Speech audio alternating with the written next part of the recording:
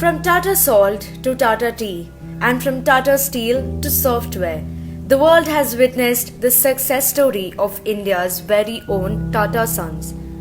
Whenever a new person joins the Tata Group, one is told this particular line: "We are part of the life of every Indian in one way or the other. Apart from this, there is something more important you should know about its goal." This goal has it that the foundation of this empire is for the well-being of the society and not just for profits. The founder of this empire was Jamshedji Tata. Jamshedji will always be remembered for four of his biggest achievements: the establishment of steel production units, the production of hydroelectricity, the Indian Institute of Science, and the construction of Hotel Taj Mahal.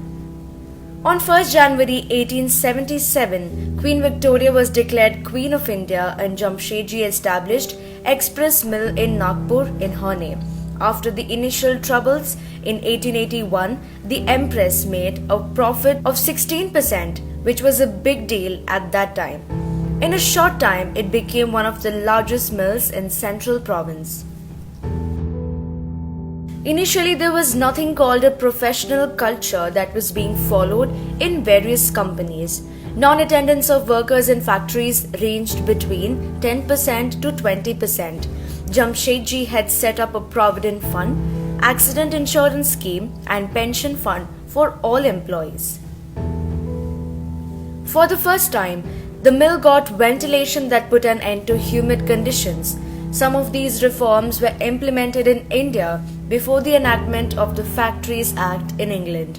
For the first time, workers were rewarded for their good work, and they were gifted silver and gold watches for their achievements. They also started distributing clothes.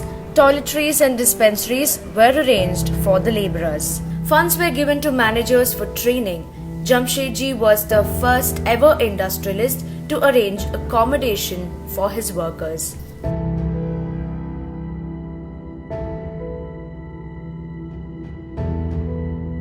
The Indian Institute of Science was established in 1909 after the death of Jamshedji.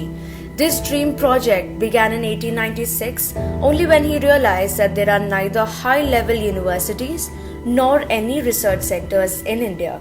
Jamshedji had wanted to donate 3 million for setting up research universities. He was very excited about this idea and he wrote to Swami Vivekananda requesting him to approve the idea and take up the initiative.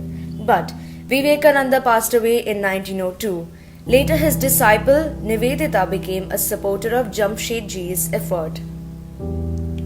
The King of Mysore contributed 375 acres of land for this dream project of Jamshedji and also gave 5 lakh rupees for expenses.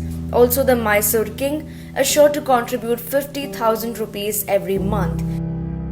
In 1905, Lord Curzon had cleared the establishment of this institution before leaving India, and it was established in 1909.